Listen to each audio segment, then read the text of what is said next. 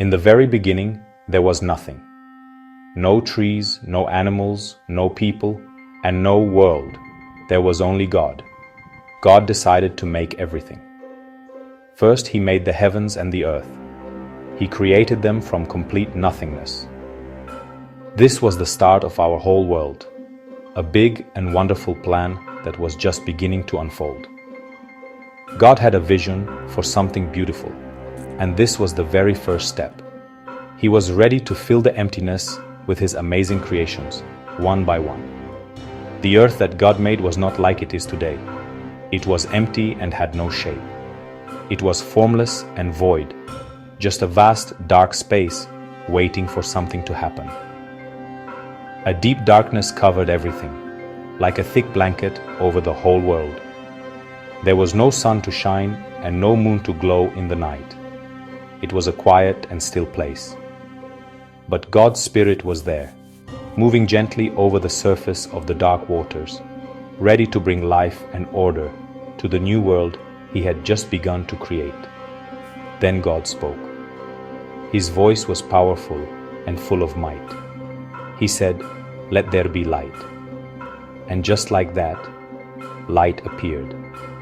It shone brightly in the darkness, cutting through the gloom. This was the very first light in the whole universe. It was pure and wonderful, a brand new thing that had never existed before. The darkness could not stay where this beautiful light was shining.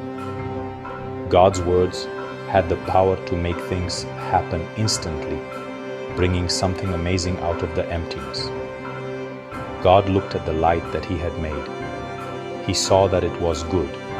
It was exactly what He wanted. So God separated the light from the darkness. He gave them names to mark the time. God called the beautiful light day. He called the deep darkness night. This was how the first day and the first night came to be. And so the evening passed, and the morning came, marking the end of the very first day. It was a good day, the beginning of God's wonderful creation story. On the second day, God spoke again with His powerful voice. He said, "Let there be a space to separate the waters." And a great space appeared. God called this space sky. It stretched high above the waters, on the earth, like a giant, beautiful dome. This new sky separated the water below from the water vapor held high above. It created the air we breathe and the beautiful blue sky we see. This was another good thing God made. The evening passed and the morning came, and this was the end of the second day.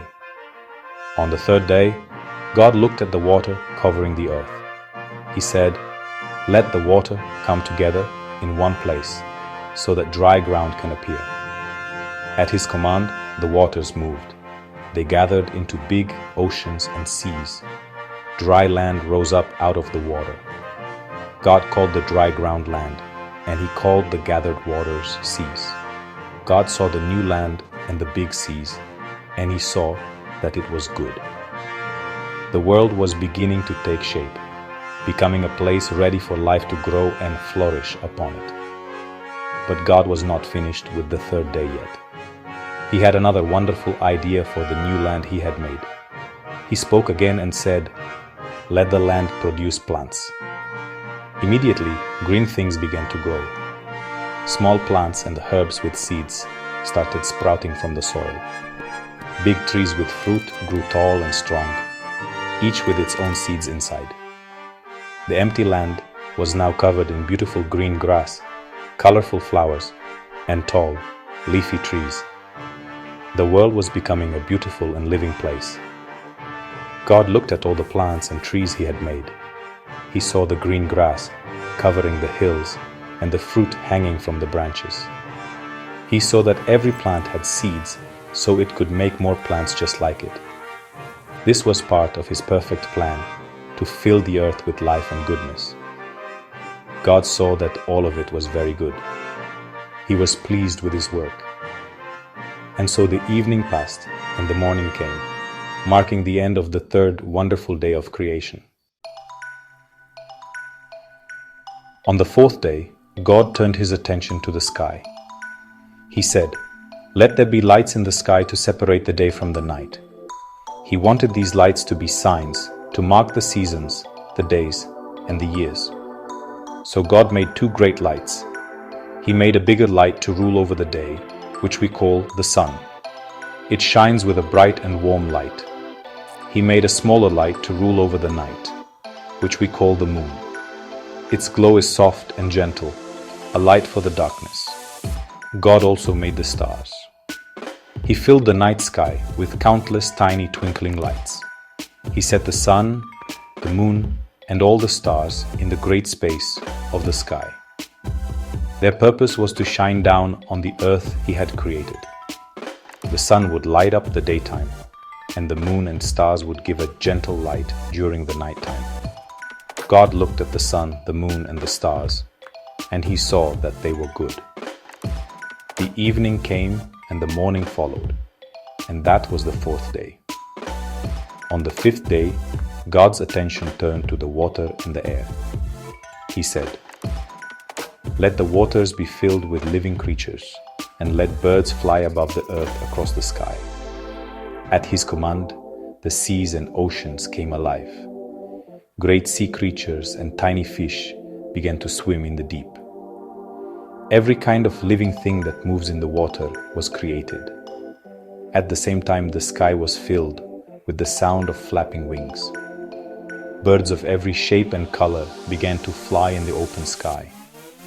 God looked at all the new creatures he had made. He saw the great whales swimming in the ocean and the small fish darting through the water. He saw the eagles soaring high in the air and the little sparrows flying from tree to tree. God was happy with what he saw, and he blessed them.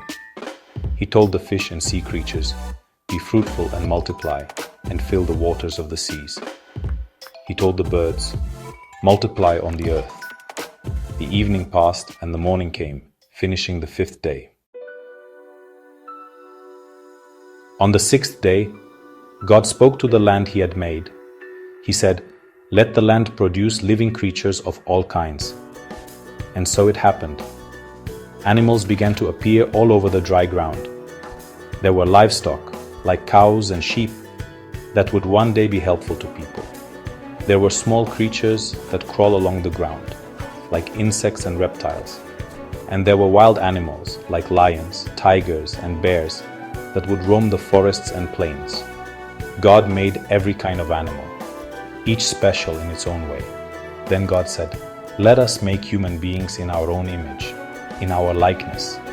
This was the most special creation of all. So God created man and woman. He made them to be like him, able to love, think, and create. He created them male and female. God blessed them and said to them, "Be fruitful and increase in number. Fill the earth and take care of it. Rule over the fish in the sea and the birds in the sky and over every living creature that moves on the ground." God looked at everything that he had made during the 6 days. He saw the light and the dark. He saw the sky, the land, and the seas.